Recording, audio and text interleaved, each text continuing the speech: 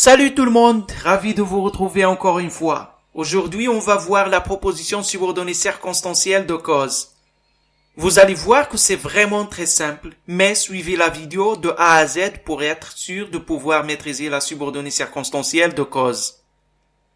Donc, commençons. Comment reconnaître la proposition subordonnée circonstancielle de cause? Comment la construire? Eh bien, ce sont toutes les questions auxquelles je vais répondre tout de suite dans cette vidéo. Alors, j'espère que vous êtes prêts et bien attentifs. Allez, c'est parti. Tout d'abord, qu'est-ce qu'une proposition subordonnée circonstancielle de cause? La proposition subordonnée circonstancielle de cause, appelée aussi causale, est utilisée pour indiquer la raison pour laquelle l'action de la proposition principale est accomplie. Elle est introduite par une conjonction ou une locution conjonctive de subordination. Une conjonction comme, puisque. Exemple. Comme il fait beau, je vais me promener. Je vais me promener, c'est la proposition principale. Comme il fait beau, c'est la proposition subordonnée circonstancielle de cause. Elle est introduite par la conjonction comme. Deuxième exemple. Puisque j'ai bien compris la leçon, je peux faire les exercices. Ici, je peux faire les exercices, c'est la proposition principale. Puisque j'ai bien compris la leçon, c'est la proposition subordonnée de cause. Elle est introduite par la conjonction puisque. Elle est introduite aussi par les locutions conjonctives comme parce que, sous prétexte que, vu que, étant donné que, du moment que, dès lors que, attendu que, etc. Voyons ces exemples des locutions conjonctives de subordination.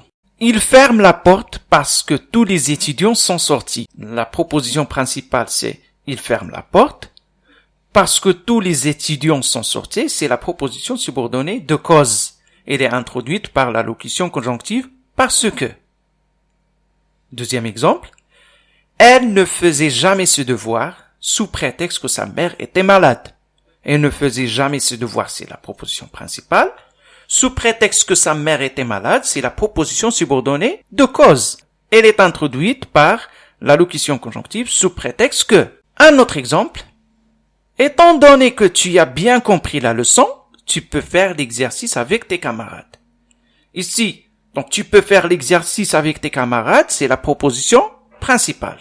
Étant donné que tu as bien compris la leçon, c'est la proposition subordonnée circonstancielle de cause. Elle est introduite par la locution conjonctive de subordination, étant donné que. La proposition subordonnée circonstancielle de cause est le plus souvent à l'indicatif, mais on peut trouver aussi le conditionnel ou le subjonctif. Le verbe de la proposition subordonnée causale se conjugue à l'indicatif, quand le fait exprimé est présenté comme certain ou très vraisemblable. Voyons cet exemple pour y comprendre. Puisque j'ai bien compris la leçon, je peux faire les exercices. Et si je peux faire les exercices, c'est la proposition principale.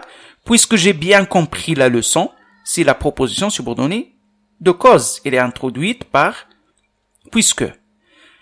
Alors ici, est compris, le verbe est conjugué au passé composé de l'indicatif. Parce qu'il s'agit ici d'un fait présenté comme vraisemblable. Son verbe peut se conjuguer aussi au subjonctif.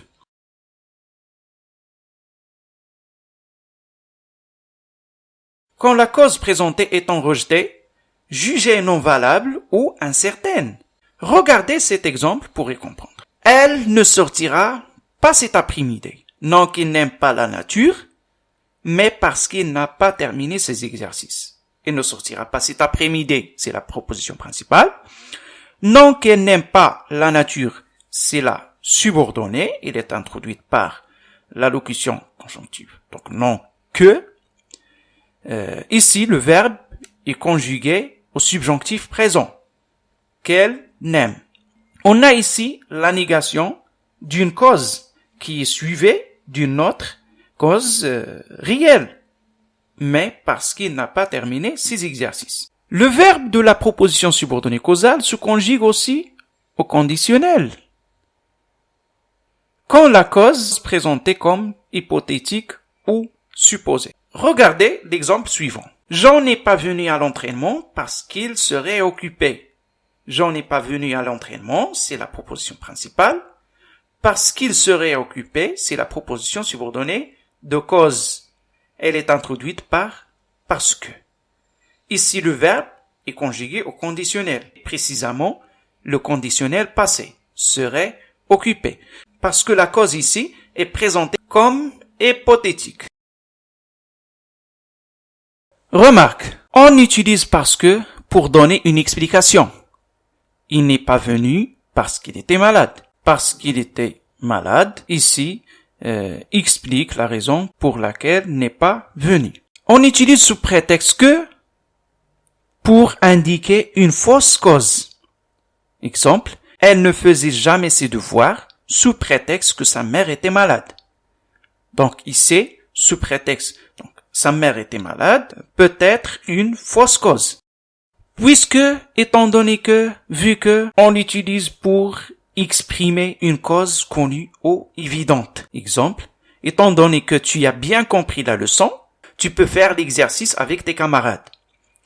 Alors, ici, on exprime une cause connue et évidente. Puisque tu as bien compris la leçon, tu peux faire l'exercice avec tes camarades. Non que, ce n'est pas que, mais parce que. On les utilise quand on a la négation d'une cause suivie d'une autre réelle. Voyons cet exemple. Il n'a pas mangé, non qu'il n'ait pas faim, mais parce qu'il est pressé. Donc, la négation de la première cause, non qu'il n'ait pas faim, et cette cause suivie d'une autre cause réelle, mais parce qu'il est pressé. Et voilà, nous sommes arrivés à la fin de cette leçon. On peut donc dire que la proposition subordonnée circonstancielle de cause établit un rapport logique avec le fait de la principale dont elle dépend. Elle en exprime l'origine, la raison. Elle est introduite par une conjonction ou une locution conjonctive de subordination. Elle est le plus souvent à l'indicatif, mais on peut trouver aussi le conditionnel ou le subjonctif. Allez, cette vidéo touche maintenant à sa fin. Et s'il y a des questions, n'hésitez pas à venir dans l'espace commentaire. Je me ferai un plaisir de vous répondre. Allez, encore une fois, merci beaucoup d'avoir suivi cette vidéo que je l'espère vous sera utile. Si cette vidéo vous a plu, n'hésitez pas à me le faire savoir. N'hésitez non plus à aller voir d'autres vidéos auxquelles nous avons expliqué d'autres leçons. Sur ce, je vous souhaite une excellente journée. À la prochaine!